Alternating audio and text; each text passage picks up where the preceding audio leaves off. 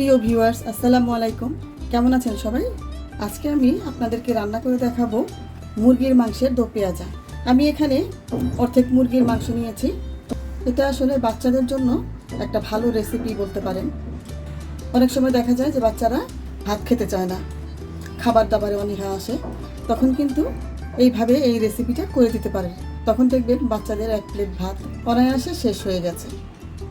চলে যাচ্ছে আমার আজকে মুরগির মাংসের দো পেঁয়াজা রান্না।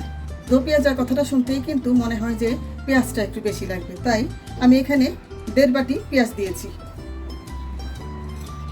দিলাম কিছু কাঁচামরিচ কুচি, 1 চা চামচ আদা রসুনের পেস্ট, আধা চা চামচ জিরে গুঁড়ো, 1.5 চা চামচ হলুদ মরিচ ও ধনিয়ার গুঁড়ো।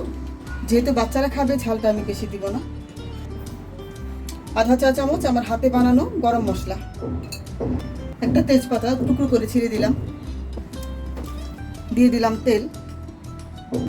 যেহেতু এটা ফার্মের মুরগি, সেহেতু আমি এখানে একটু গোলাপ জল দেব, আর দিব একটু কেওড়া জল। বেশি না, অল্প দিব। এখন আমি এই মাংসটাকে ভালোভাবে মেশাবো মেরিনেট করার জন্য। আমি কিন্তু আগেই বলেছি, যেহেতু এটা বাচ্চারা খাবে, সেহেতু আমি এখানে মশলা বেশি ইউজ করব না। এত সহজ রান্না, একদম দেখবেন 7 থেকে 10 মিনিটের মধ্যে রান্নাটা পুরো কমপ্লিট হয়ে যাবে। যে কেউ করতে পারবে এই রান্নাটা। আমি এখন ঢেকে 10 মিনিট রেস্টে রাখবো। ফিরে এলাম 10 মিনিট পর। এখন আমি চুলাটা জ্বালিয়ে দেব। 10 মিনিট পর আমার ম্যারিনেট করা মাংসটার এই অবস্থা। আমি এখন ঢেকে এটাকে ভালো করে কষাবো, কিন্তু এর মধ্যে কোনো পানি দেওয়া যাবে না। চুলার আঁচটাও মিডিয়ামে রাখতে হবে।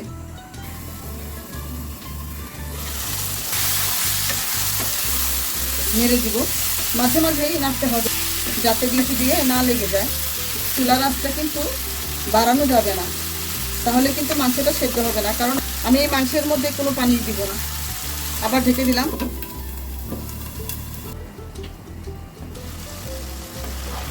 দেখুন, মাংস থেকে কিন্তু পানি উঠে গিয়েছে। এই পানিতেই আস্তে আস্তে মাংসটা ভালোভাবে সেদ্ধ হবে। এভাবে রান্না করে বাচ্চাদের সামনে দিলে একদম নো টেনশন।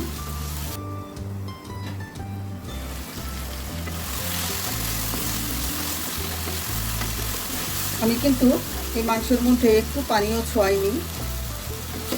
যখন দেখবেন মাংসের মধ্যে আর পানি নেই, তেল উপরে উঠে গিয়েছে, তখনই ভাববেন মাংসটা পারফেক্ট হয়ে গিয়েছে।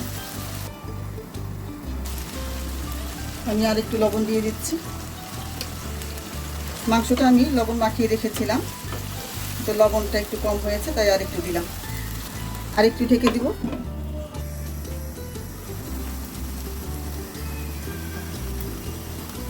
মাংসের মধ্যে কিন্তু তেলটা উপরে উঠে গিয়েছে। এখন আমি আর রান্না করব না, চুলাটা নিভিয়ে দিলাম।